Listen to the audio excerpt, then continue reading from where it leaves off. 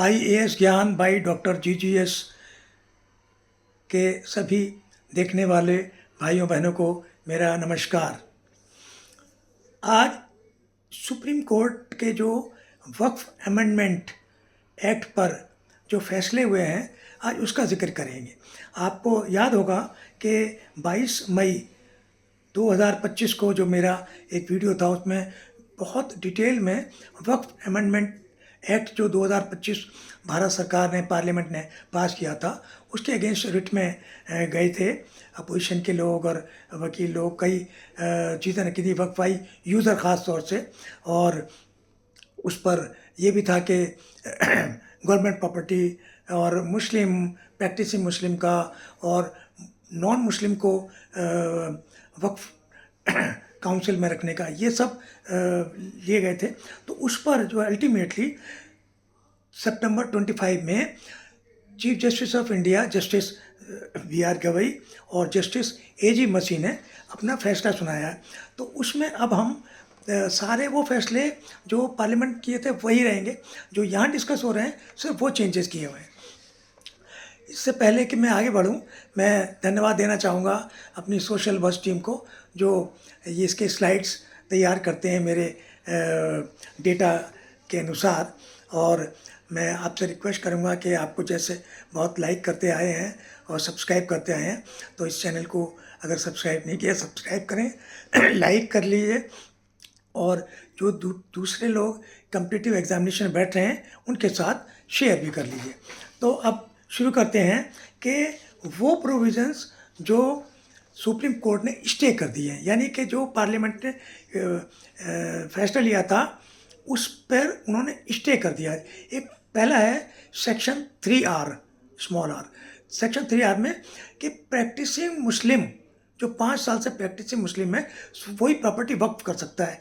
तो इस पर सुप्रीम कोर्ट ने बताया कि वो कैसे पहचानेंगे, क्या करेंगे। जिसको उन्होंने रिट में सही माना कि भाई ये जो पिटिशन है वो सही है।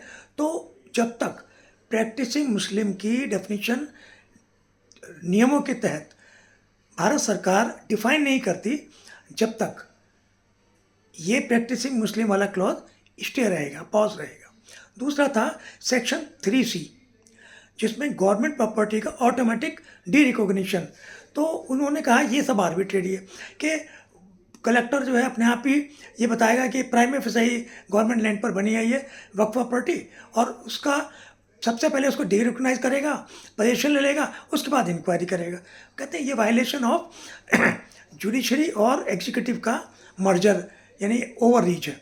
तो उन्होंने बताया कि अभी क्या होगा कि कलेक्टर प्राइम फेसाई जो प्रॉपर्टी पाएगा कि गवर्नमेंट की प्रॉपर्टी है, उस पर इंक्वायरी करेगा। जो सर्वे रिपोर्ट आएगी, वो सर्वे रिपोर्ट वक्फ ट्राइब्यूनल को या कोर्ट को सबमिट होगी, और court will decide, judicial authority will decide कि ये सर्वे रिपोर्ट सही है, वो गवर्नमेंट लैंड पर बनी है या नहीं बनी है। अगर गवर्नमेंट लैंड में बनी है तो उसको डिस्पोजेस करेंगे, रिकॉर्ड से उसका नाम ख़त्म करेंगे वक्फ प्रॉपर्टी का। ठीक, तो ये स्टे कर दिया।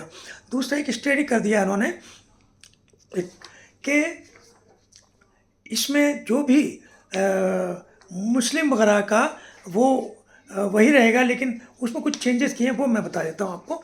तो अब ये मैं जो फॉलोइंग प्रोविजंस हैं ये अपहोल्ड किए हैं। जैसे डिलीशन ऑफ वक्फाई यूज़र, बड़ा शोर था कि भाई वक्फाई यूज़र, तो यानी कि आपने 25 साल से कब्जा कर लिया कि नमाज पढ़ी जा रही थी, यहाँ मज़ार थी, तो वक्फाई यूज़र जो है वो लॉन्ग टर्म यूज़ पर वो अब जो है वो वक्फाई यूज़र ख़त्म कर दिया।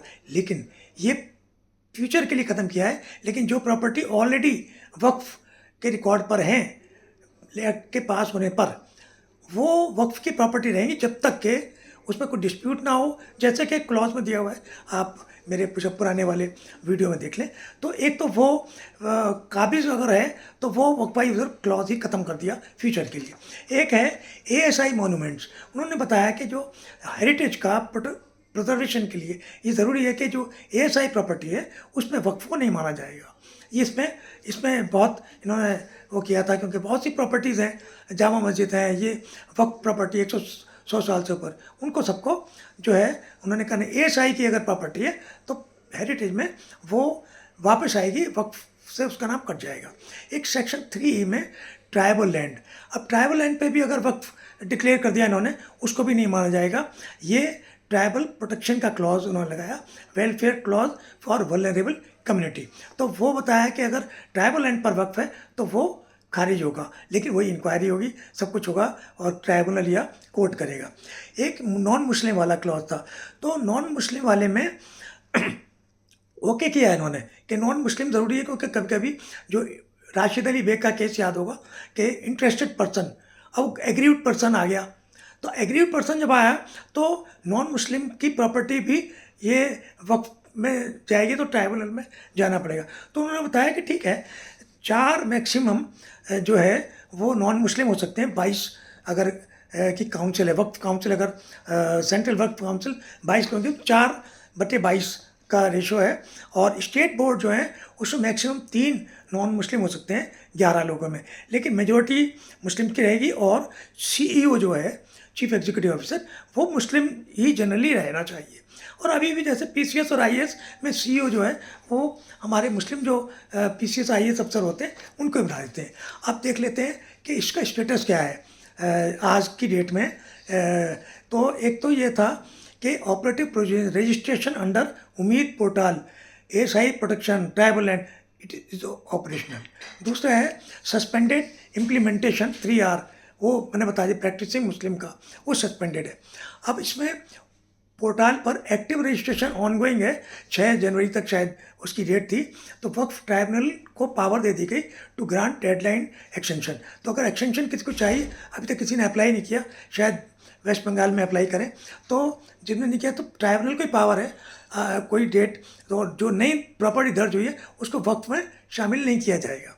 इसके अलावा प्रॉपर्टी प्रोटेक्शन में तो एग्जिस्टिंग बस प्रॉपर्टीज़ जो है वो जैसा कि सिक्योर कर ली है, अब वो जुडिशल डिटर्मिनेशन के थ्रू ही डिस्पोजेस होंगे। जब वो बताएंगे गवर्नमेंट लैंड है तो इस पर वक्फ नहीं है, तब फैसला नहीं होगा।